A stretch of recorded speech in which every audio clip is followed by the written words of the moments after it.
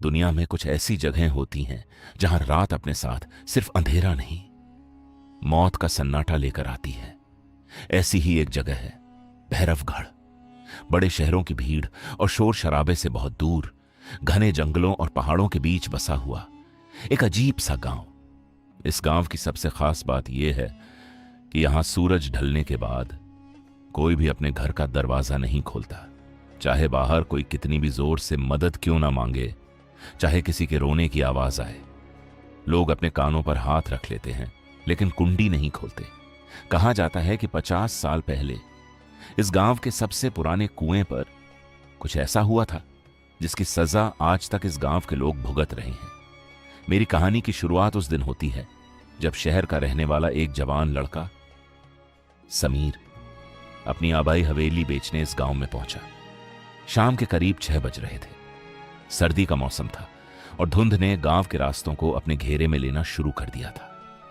अचानक गांव के बाहर कच्चे रास्ते पर समीर की गाड़ी बंद हो गई।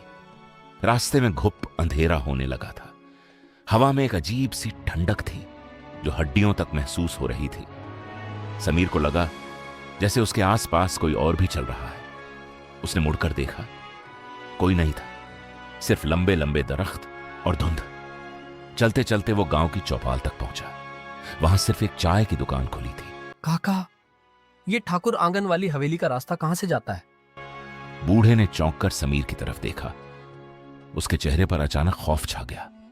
उसके हाथ में पकड़ा हुआ चाय का कप कांपने लगा। बाबू, ठाकुर हवेली? पर वहाँ तो पिछले 20 साल से कोई नहीं गया। सूरज डूब चुका है बाबू। तुम आज रात मेरे पास रुक जाओ। वहाँ जाना ठीक नहीं। वो जगह अब इंसानों की नहीं रही। लेकिन समीर आजकल के जमाने का लड़का था। वो इन भूत प्रेतों और आत्माओं पर विश्वास नहीं करता था। उसने मुस्कुराते हुए बूढ़े के बात को अनसुना कर दिया और हवेली के रास्ते पर आगे बढ़ गया। उसे नहीं पता था कि यह उसकी जिंदगी की सबसे बड़ी भूल थी। हवेली का बड़ा सा लोहे का गेट झंक खा चुका था। जैसे ही समीर ने उसे धक्का दिया, एक बहुत ही दर्दनाक आवाज गूंजी। हवेली अंदर से बिल्कुल वीरान लग रही थी। जगह जगह मकड़ी के जाले थे और फर्श पर सालों की धूल जमी थी। समीर ने अपनी मोबाइल की फ्लैशलाइट ऑन की और अपने कमरे की तरफ बढ़ा। कमरा बहुत बड़ा था। बीच में एक पुराना पलंग रखा था। समीर थका हुआ था। वो सीधा बिस्तर पर लेटा और आंखें बंद कर ली। रात के ठीक 12 बज चुके थे। पूरा गांव जैसे कब्रिस्तान बन चुका था। अचानक हवेली के बाहर आंगन में से पायल की आवाज आने लगी। समीर का गला सूख गया। उसने आहिस्ता से कमरे का दरवाजा खोला और बाहर आंगन में झांक कर देखा। आंगन के बिल्कुल बीचों बीच वो पुराना कुआं था और उस कुएं की मुंडेर पर एक औरत बैठी थी। उसने सफेद रंग की साड़ी पहनी थी जो मिट्टी और खून से सनी हुई थी। उसके बाल बहुत लंबे थे जिन्होंने उसके पूरे चेहरे को ढक रखा था। वो कुएं में पांव लटकाकर बैठी थी और उसके पांव उल्टे थे। समीर की सांसें जैसे रुक सी गई। उसका दिमाग उसे कह रहा था कि भाग जाए, लेकिन उसके पांव जमीन से जैसे चिपक गए थे। औरत का रोना अचानक बंद हो गया। पूरा आंगन बिल्कुल शांत हो गया। हवा भी चलना बंद हो गई। कौन हो तुम? यहाँ क्या कर रही हो? फिर आहिस्ता आहिस्ता उस औरत ने अपनी गर्दन घुमाई, बिना पूरा जिस्म घुमाए।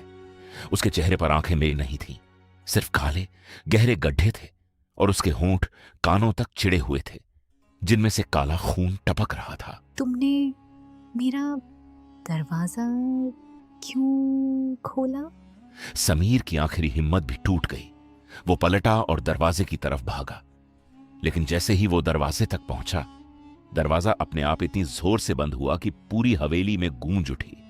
अब समीर उस आंगन में अकेला था और वो चीज कुएं की दीवार से उतरकर जमीन पर किसी कीड़े की तरह रेंगती हुई उसकी तरफ आ रही थी।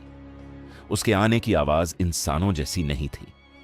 उसकी हड्डियां टूटने और जुड़ने की चटकने की आवाजें आ रही थी। उस चुड़ैल ने अपना ठंडा बर्फ जैसा हाथ समीर की गर्दन पर रखा। अब ये हवेली तुम्हारा कब्रिस्तान है। मौत को इतने करीब देखकर उसने अपना पूरा जोर लगाया और उस चुड़ैल को पीछे धक्का दे दिया। वो जमीन पर गिरी और समीर ने भारी दरवाजे की कुंडी खोलकर बाहर की तरफ दौड़ लगा दी। वो अंधेरे रास्तों पर अंधाधुंध भाग रहा था। उसे याद नहीं कि वो कितनी बार गिरा। उसके कपड़े फट गए, कांटों से जिस्म छिल गया, लेकिन वो नहीं रुका। पीछे से उसे अब पायल की नहीं, किसी जंगली जानवर के दौड़ने और गुर्राने की आवाजें आ रही थी। भागते भागते अचानक उसे आगे रोशनी दिखाई दी। वो उसी चाय वाले बूढ़े की दुकान थी। समीर वहां जाकर सीधा जमीन पर गिर गया और बेहोश हो गया। जब समीर को होश आया तो अगली सुबह हो चुकी थी और वो गांव के अस्पताल में था। चाचा ने उसे बताया, उस हवेली में आज से 50 साल पहले गांव के लोगों ने एक औरत को जिंदा कुएं में फेंक दिया था। तब से उसकी भटकती आत्मा हर उस शख्स को मार देती है जो रात के वक्त वहां जाता है। 50 साल पहले उस रात उस औरत ने चिल्लाते हुए रहम मांगा था, लेकिन किसी ने नहीं सुना। समीर उस दिन के बाद कभी उस गांव के रास्ते पर वापस नहीं गया। हवेली तो शायद अभी तक वहीं खड़ी है, उसके दरवाजे आज भी बंद हैं, लेकिन समीर आज भी जब रात को अकेला होता है तो उसे अपने कमरे के बाहर से अक्सर पायल की आवाज सुनाई देती है। क्या आपको लगता है वो सच में वहां से बचकर आ गया था, या उस चुड़ैल का श्राप आज भी समीर के साथ है?